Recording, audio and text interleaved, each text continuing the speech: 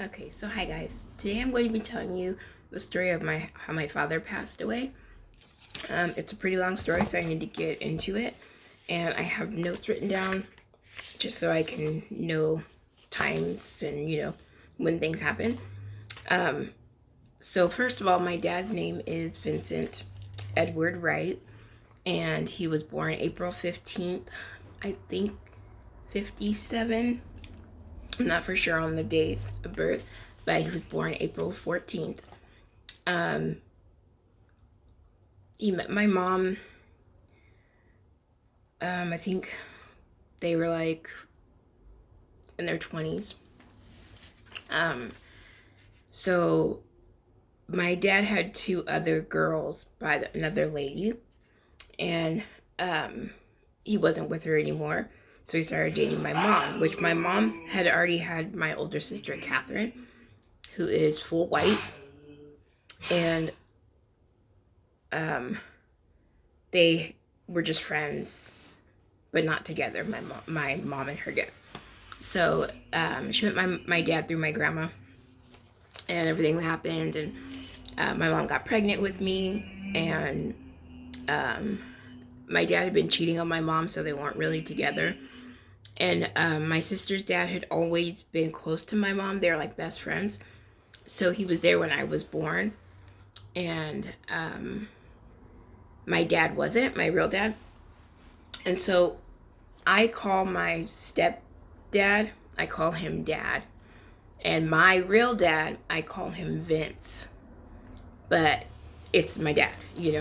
Okay, so when I was born, my stepdad was there, and he held me and all that good stuff.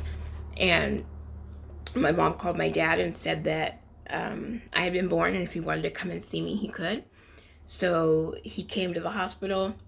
He saw me, and he said that I know that's my girl, that's my baby, and that was it.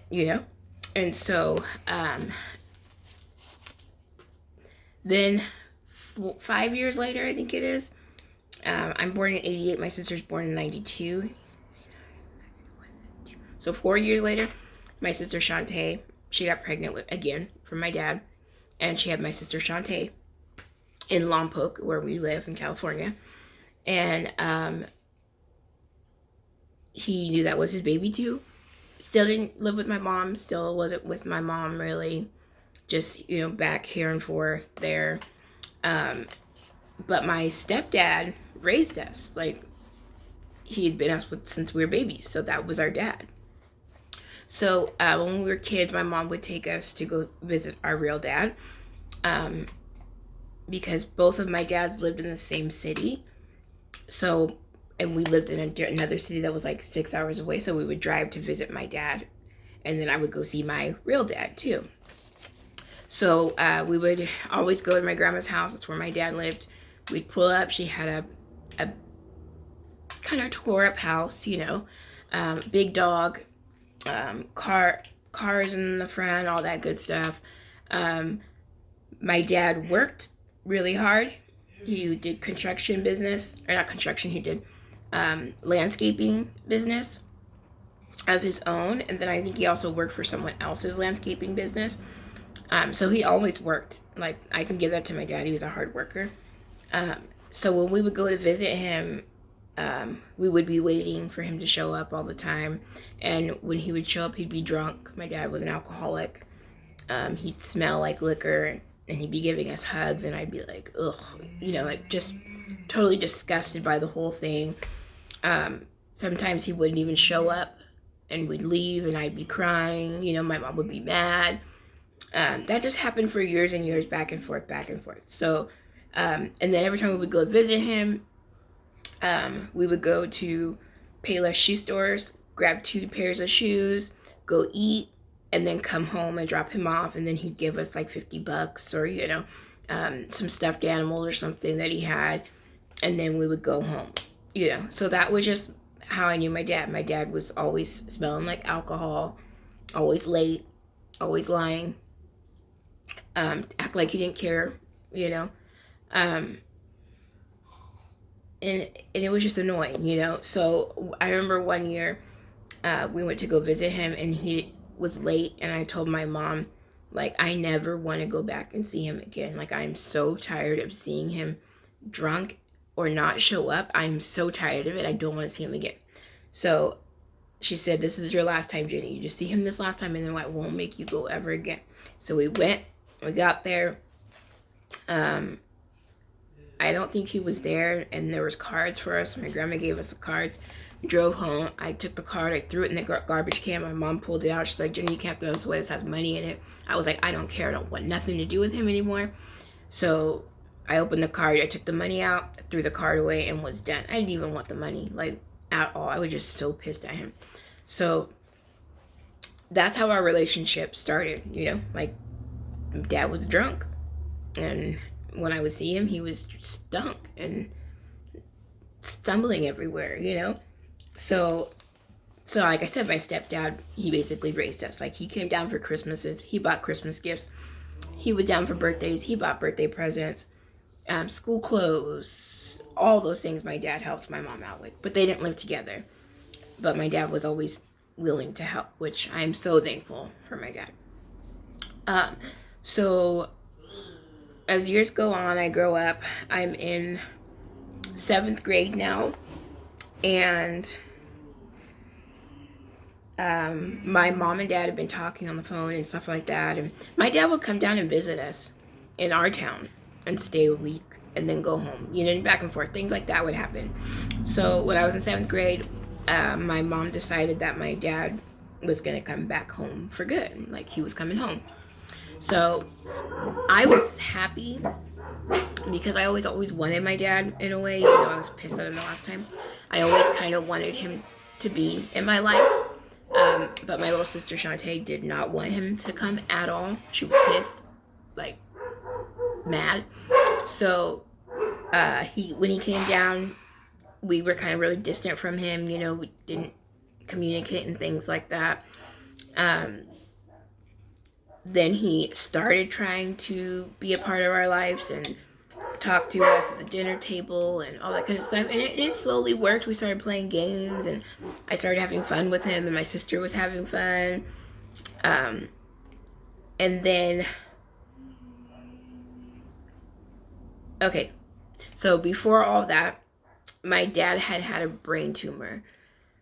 He had found out he had a brain tumor before he had moved back with us. And he had brain surgery, and everything went well. They got it all out. It was good. He recovered. Great. The only thing that had happened to him is he had a little bit of a limp. So he used a cane. Fine, you know? Good. So, hold on, let me take it out of my screen.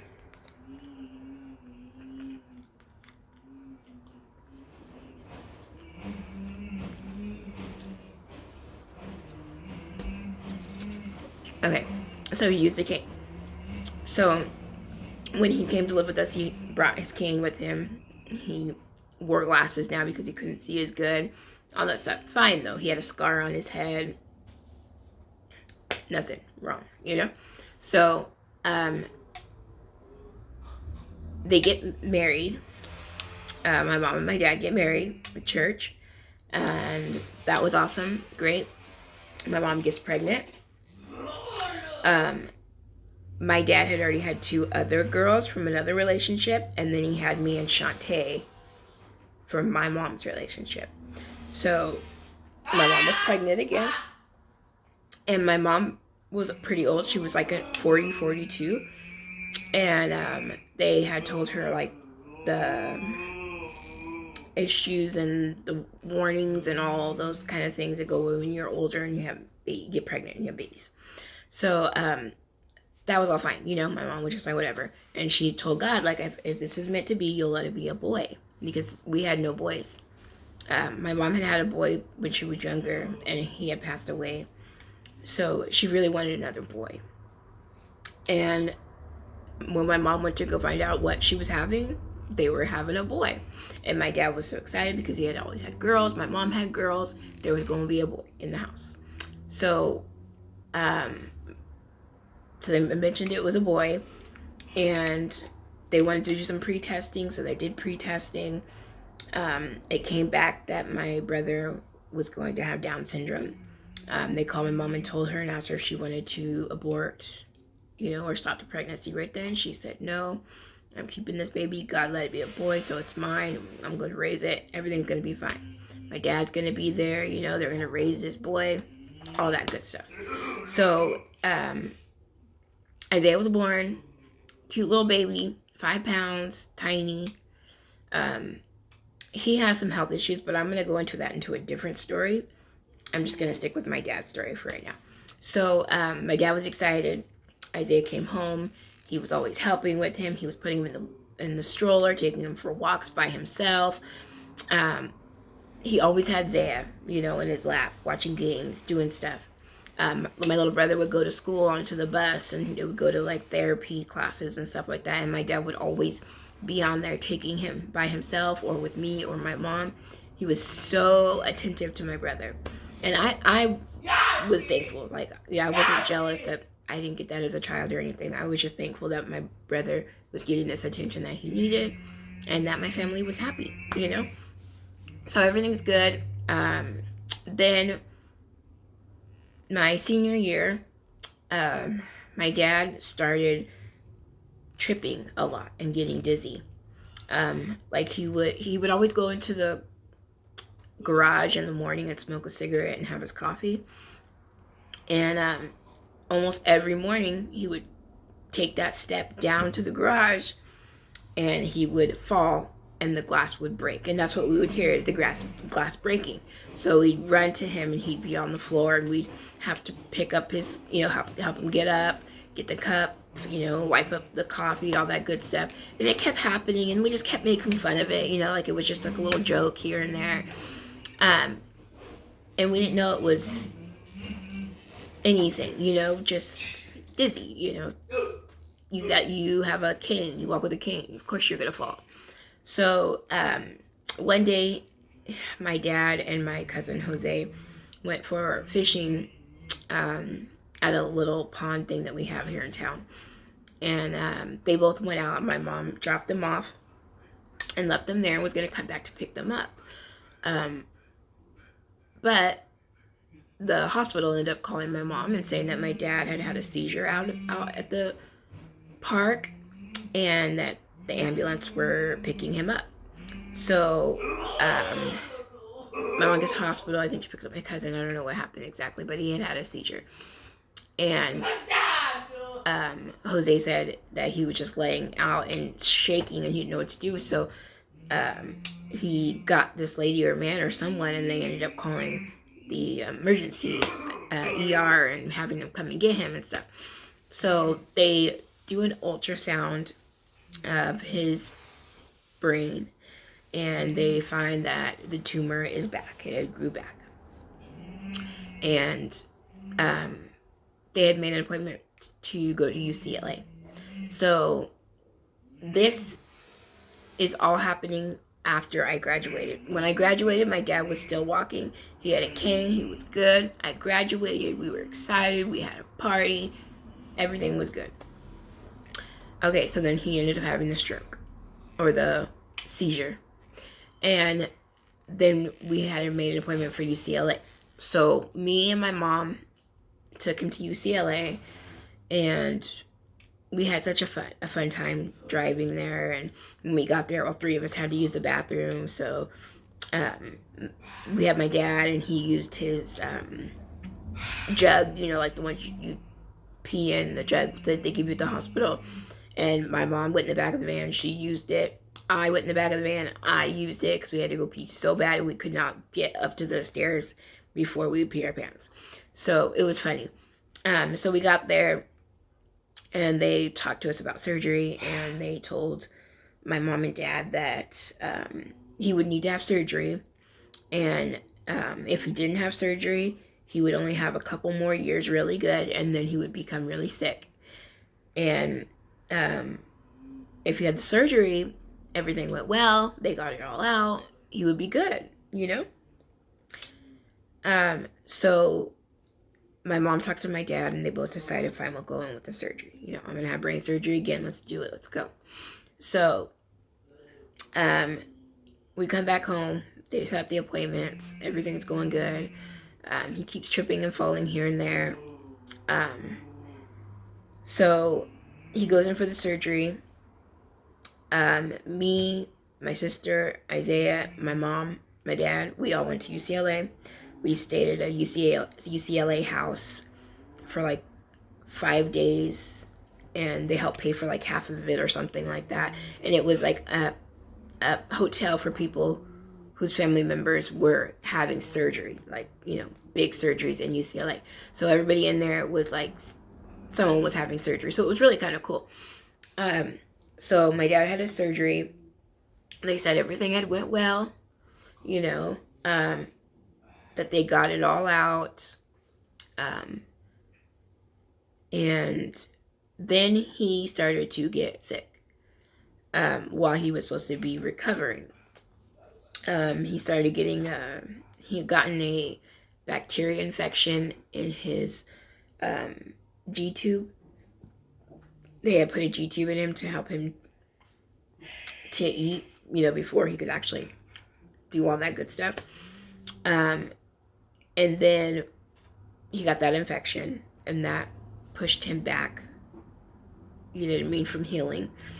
And then they transferred him to Santa Barbara to a rehabilitation place. And while he was there, he fell and hit his head and got more sick. And then they tried to do therapy and work on his legs to get him back up to walking again. That didn't work. So there was a 3% chance that my dad would never walk again after surgery. And he got that 3% chance. My dad never walked again after that surgery. Not again.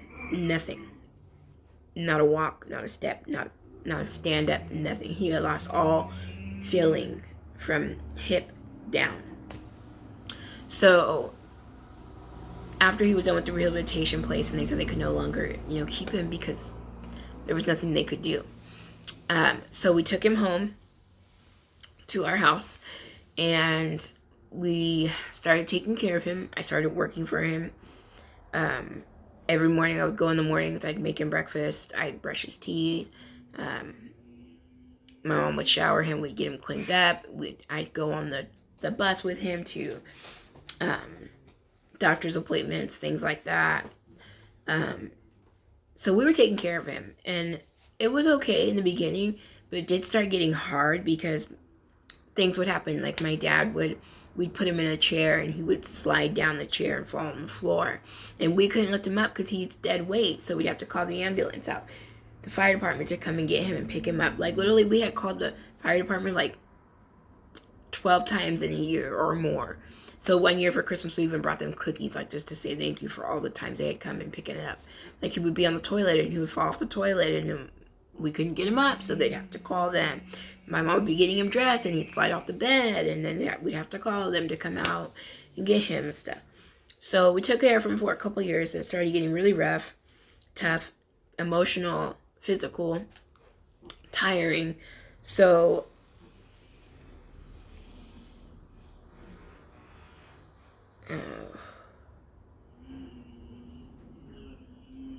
okay, so also my dad is a great gardener. He loves flowers, anything beautiful like that, nature, all that good stuff. He loves that. Okay, so we ended up moving up to Martinez. And I stayed behind because I had already had my own apartment. I was already moved out. So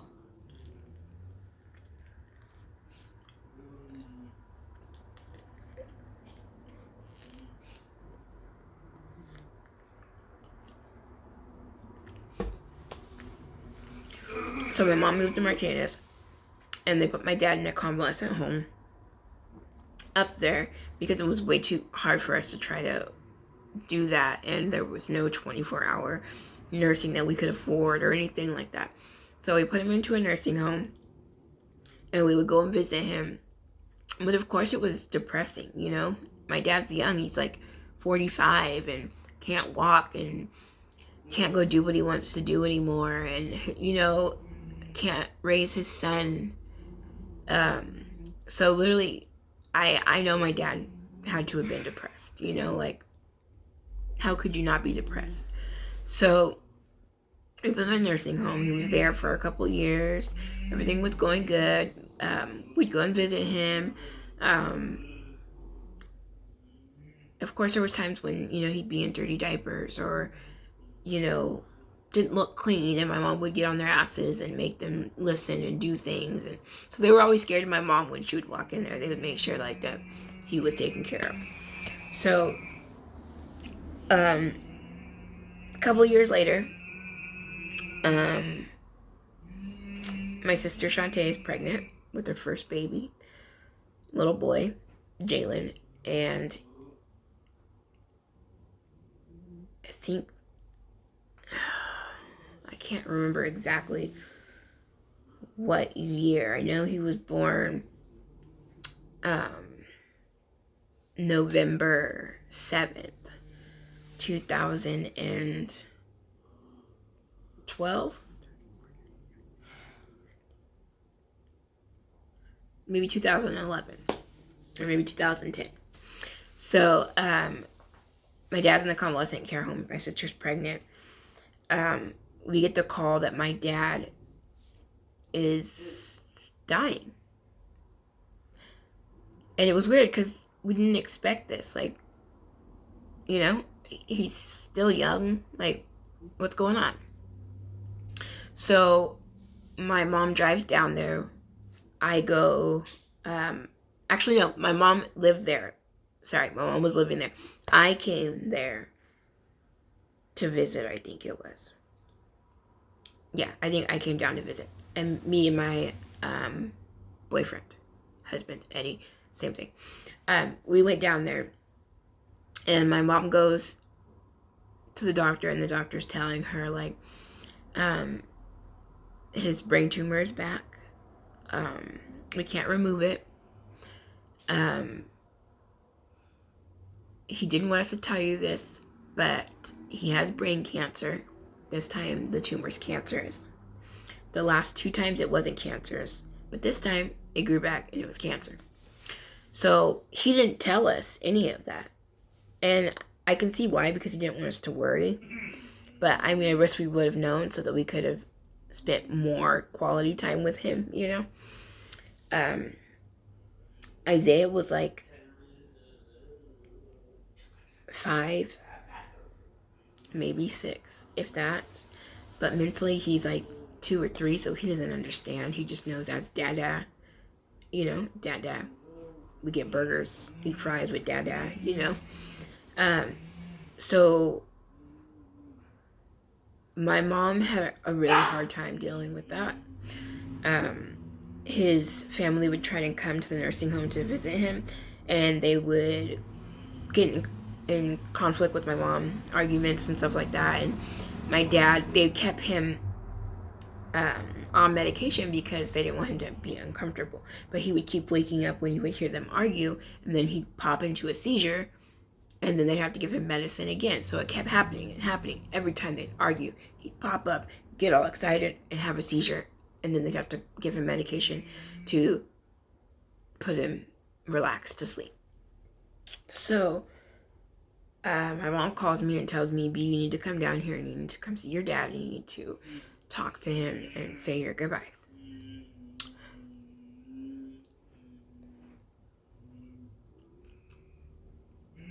So I don't want to cry.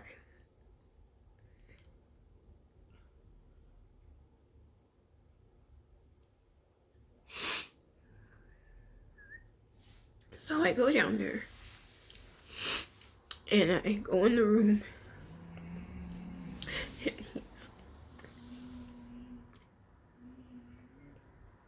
he's on the bed, asleep. And I tell everyone that they could leave so I could talk to my dad. And I hold his hand, and I tell him Dad, if you can hear me, squeeze my hand. If you can hear me, squeeze my hand. And I told him that I forgave him for everything he's ever done. When I was a child, like not being around and all that, I asked for forgiveness for being mean to him or rude to him and having hate in my heart for him when I was younger. And I asked him for forgiveness, and I prayed that God would heal him, or that he would take him and it would not be painful. So I sat there with him and I just held his hand and I told him how much I loved him and how much it meant to me. How much it meant to me that when he came here to marry my mom, that he tried to have a relationship with us again. Because we were hard-headed, like we didn't want nothing to do with him. But he would try. And we started to bond, like we had a friendship. And I forgive him for all that he had done when I was a kid. So that happened. My sister Shantae, she couldn't do it because it was too much stress on her being pregnant. So she stayed home with Isaiah. And I think Isaiah did come to see my dad. I don't remember for sure or not, but so then I got to say goodbye. And my husband got to talk to my dad, and my dad had always told him to take care of my daughter. So my dad always remembers that, take care of my daughter. So I go home to my sister's house. I think we were staying at my sister's. And my sister Kat, she was really good. She would go with my mom back and forth to the convalescent home and see my dad and talk to them and try to help with the arguments with the family, all that stuff. So that was okay. So then when I went to sleep the next day, I think everything was fine. He still, was going in and out, in and out. And then I think it was the next night, my mom calls us. I think it was 4 or 5 in the morning maybe. And she says, your dad's gone. He passed away. So this had been my first death in our family. Like we've never had any deaths, like people close to us. So this was the first one. So we cremated my dad, which his mom didn't want, but that's what we could afford. So we had him cremated, and they had a memorial service for him. We went. It was okay. My mom didn't feel comfortable because my dad's mom didn't care for her. And my sisters, my 2 half-sisters were there. And we did a dove release. I had a dove. The other 2 kids had a dove. They tried not to give my mom a dove, but I was like, nah, my mom's getting a dove. So she got one. And yeah, so my dad's gone. He's been gone 8 years now. I miss him all the time.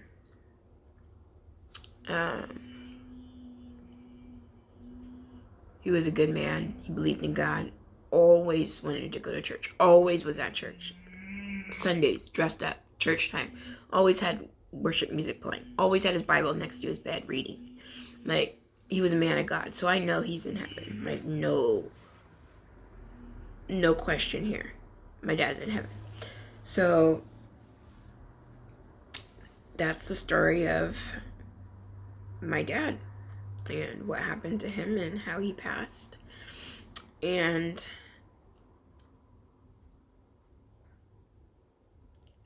his son now is 16, and there's pictures of my dad in his wall, and he looks at them and says, "Dad, Dad," and I say, "Where's Dad, Dad?" And he points up. So his son still remembers him.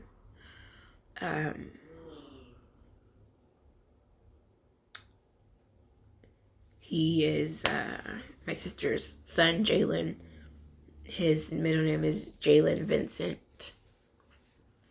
So he's got one of his grandson's names. I really wish he would have been able to see his grandkids, because I know he would have just adored them and loved them so much. He would have loved to see his son grow, because Isaiah is such a good kid. But yeah, that's how my dad passed away. And the next story I will tell you is how my mom passed away, because we have lost my dad, my mom, my grandma, and my aunt all in 7 years. My dad first, and then like 4 years later, my mom, my grandma, my aunt, all within 2 years. So I've got a pretty big life story, you know. But yeah, thank you guys so much for watching. If you can give this a big thumbs up, it'll help me a lot to get through this and know that there's someone out there who's watching and who is going through the same thing. Leave a comment if you've lost your dad or your mom or a close family member and it was hard, or how long did it take you to understand and grieve. Yeah, so give this a big thumbs up and share this video with your friends and family. And just remember that everyone has to go sometime. So give all your love and all your time and attention to those people. Let them know you love them, because one day they'll be gone. All right. Thank you guys so much for watching. Bye.